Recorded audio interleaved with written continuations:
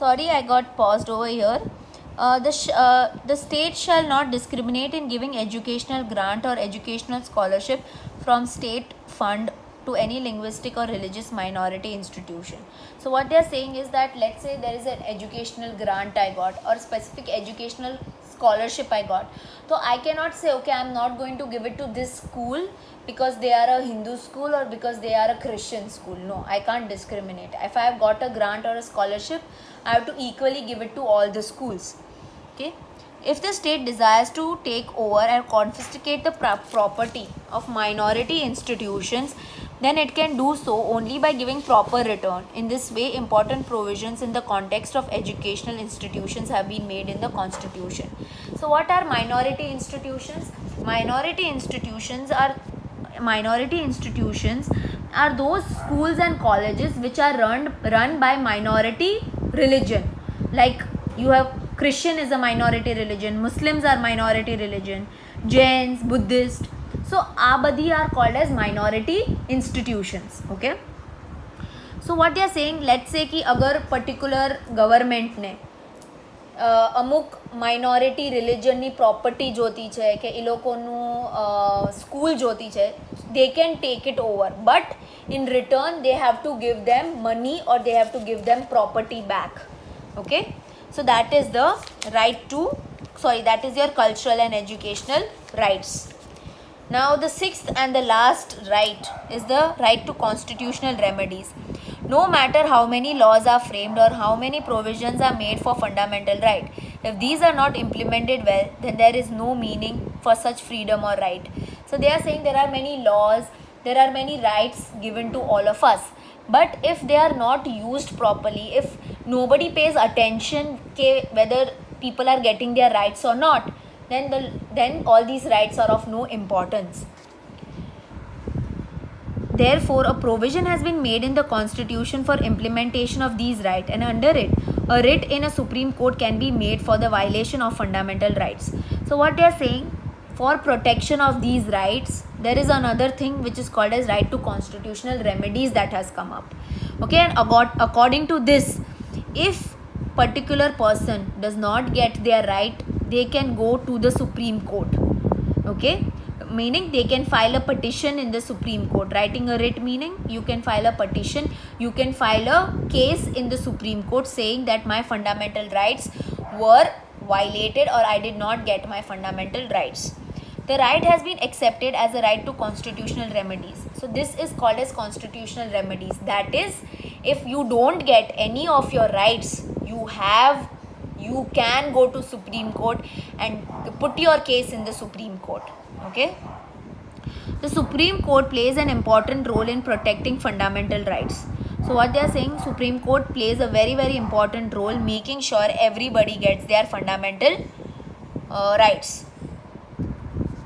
And for this, if the court finds it necessary, then it can give its order, instruction or decree.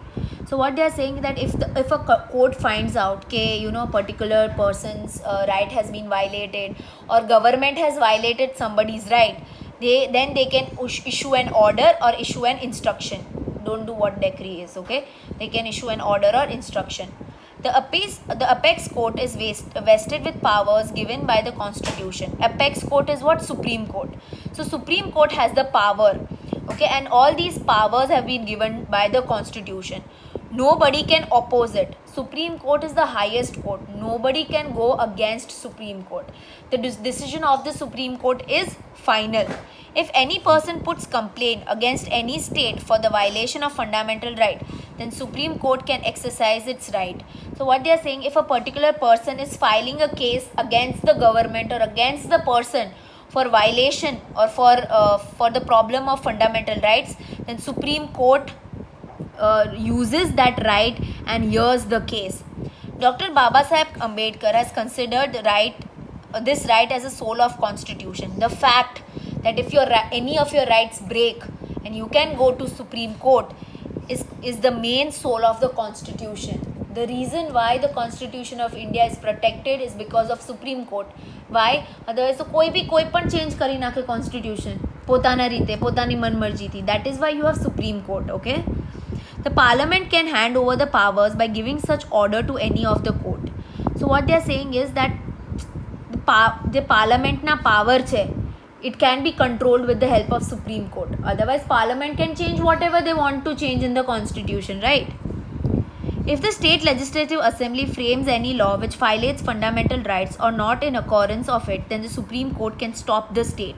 So what they are trying to say is that, let's say the state legislative assembly or the state government frames any law or frames a particular act which is not according to constitution or it's harming fundamental rights of the people, then Supreme Court can tell them to stop it. Thus, this right provides an opportunity to any citizens to approach to the court for the violation of fundamental rights. So what happens is that because of this right, any person whose fundamental rights get affected can go to Supreme Court. The Constitution provides the fundamental rights to Indian citizens. Everybody has these fundamental rights. These rights are given against the government. So what are they? These rights are given to everyone. Okay. The fundamental rights are applicable to all citizens at all times, but it can be suspended during the time of emergency. So what they are trying to say is everybody has these fundamental rights, but fundamental rights get cancelled when there is emergency. Emergency એટલે જ્યારે war થાય કે એવું કાંઈ થાય ત્યારે તમારી fundamental rights જે હોય એ stop કરી દેવામાં આવે. Okay. No state can form any laws which take away fundamental rights of these citizens. So they are saying that no government can frame laws which harm the fundamental rights of the people. Moving on, we are going to do now fundamental duties. The people of India were more aware of their rights and duties since ancient times. So since olden times, we know what our rights are, we know what our duties are. Just as the citizens are given various fundamental rights, various fundamental duties are incorporated by the Constitution Amendment in 1976. So we have fundamental rights and there is something called duties that we have. These duties were included in the Constitution in the year 1976. The fundamental duty aims to inculcate love for the nation. So what is the aim of fundamental duty? That to make sure everybody loves their nation, for national integrity. National integrity એટલે unity of the nation, various high ideals and value awareness among the citizens.